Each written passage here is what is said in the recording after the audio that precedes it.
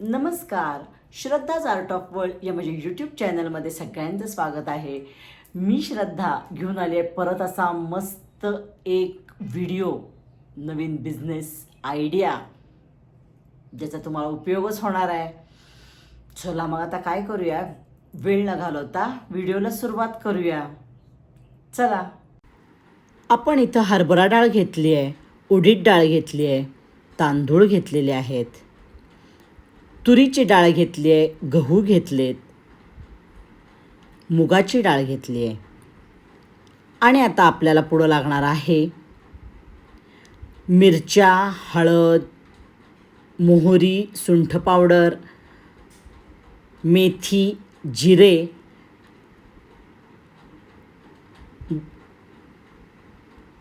मिरे, लवंगा, दालचिनी, जायफळ आणि हिंग. आता सगळ्यात पहिल्यांदा एक ओलं कापड करायचं आहे. त्याच्यावर मी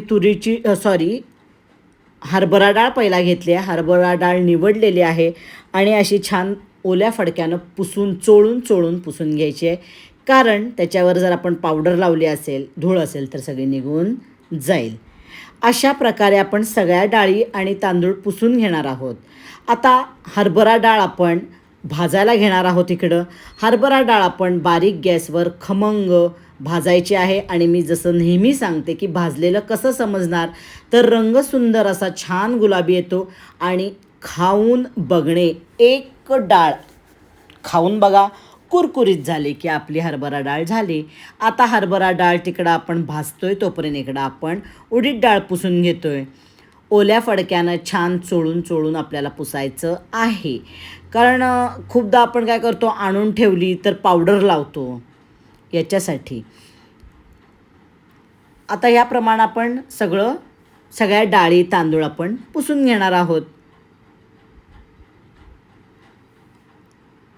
आता आपली हरभरा डाळ छान खरपूस भाजून झाली आहे. भाजणं खूप महत्त्वाचं आहे. आज आपण इथं करणार आहोत मेथकूट, आणि मेथकूटला भाजणं महत्त्वाचं आहे. किती गुलाबी आणि खमंग झाली आहे. काळी करायची नाही आहे, पण खमंग व्हायला पाहिजे. बारीक गॅसवर पेशन्स पाहिजेत भाजण्याला. अशा प्रकारे आपण सगळ्या डाळी भाजून घेणार आहोत. उडीद डाळ इथे घेतली आहे, ती पण छान अशी लालसर गुलाबीसर झाली आहे. लाल नाही झाली, गुलाबीसर झाली आहे. ती पण खाऊन बघितली, कुरकुरीत झालेली आहे आपली उडीद डाळ. आता तांदूळ आपण भाजणार आहोत. तांदूळसुद्धा असे छान भाजून घ्यायचे आहेत. तांदूळ आता तुम्ही बिझनेस करणार असाल तर रेशन, पण ह्याला जास्त तांदूळ लागत नाहीत, त्यामुळे चांगल्या क्वालिटीचे वापरले तरी काहीही हरकत नाही. घरात करणार असाल तर चांगल्याच क्वालिटीचे वापरा. यानंतर गहू भाजून घ्यायचेत. गहूसुद्धा भाजताना ना असे छान फुलतात, आणि असे गहू जेव्हा फुलतील ते फुलतात. हे बघा की आपले गहू भाजून झालेले आहेत. छान सगळे असे फुलतात की आपले गहू भाजून झालेत. आता आपण गहू भाजून झाल्यावर तुरीची डाळ घातलेली आहे. तुरीची डाळ आता आपण पहिला 1 मिनिट भाजून घ्यायची आहे.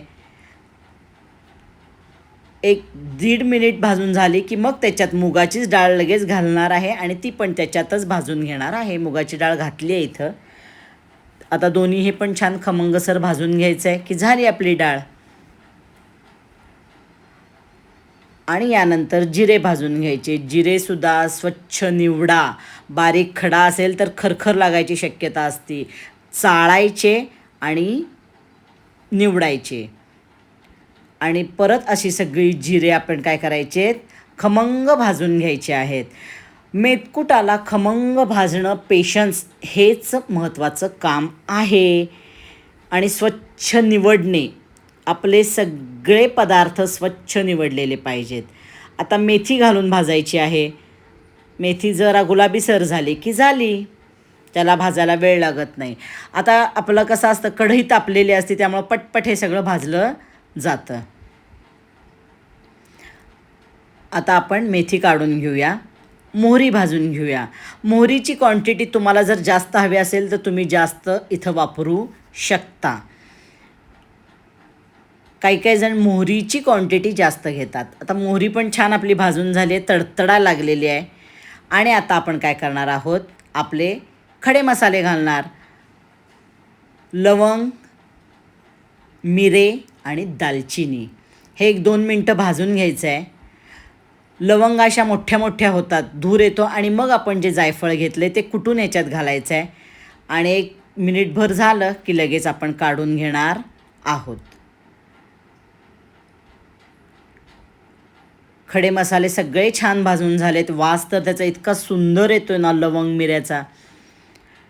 आता आपण याच्यात मिरच्या घालणार आहोत. आता इथं तुम्ही एरवी कुठल्याही दुसऱ्या मिरच्या वापरू शकता. इथं माझ्याकडं काश्मीरी होत्या म्हणून मी वापरलेल्या आहेत घरात.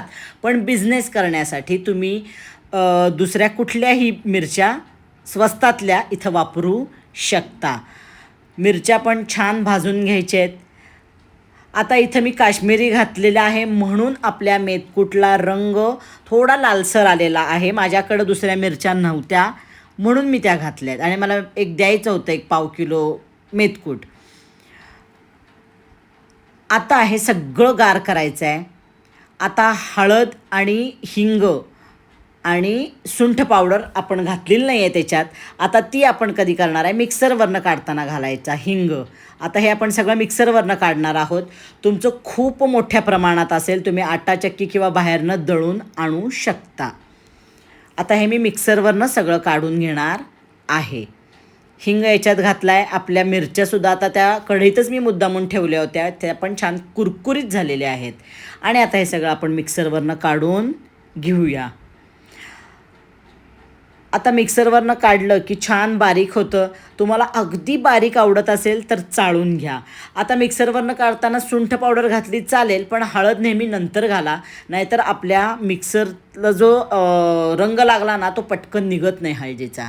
म्हणून मी हळद नंतर घालते, पण सुंठ पण तुम्ही आधी घातली तरी चालू शकेल. आणि आता हे सगळं छान मिक्स करायचं आहे की आपलं मेथकूट तयार झालेलं आहे. इथं मी काश्मीरी मिरच्या वापरल्यात म्हणून थोडंसं लालसर रंग आला आहे, पण चवीला फार सुंदर मेथकूट होतं. हे पण खूप छान दिसतं.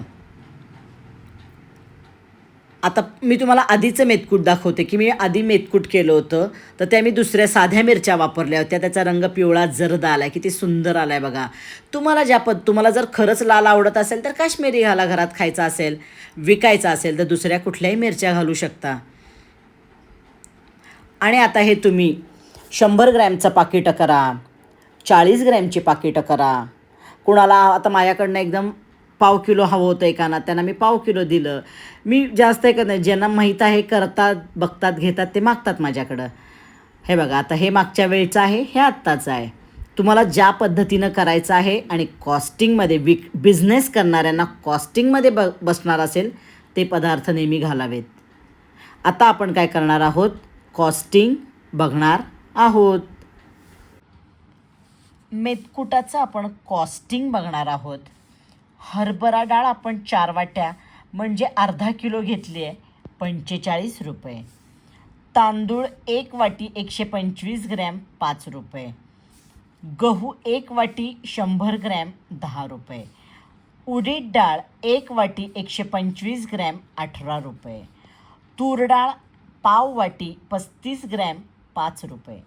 मूग डाळ पाव वाटी 35 ग्रॅम 5 रुपये.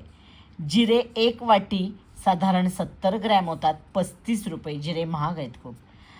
लाल मिरच्या 14 ते 15 घेतल्या आहेत. जायफळ 1 घेतलं आहे.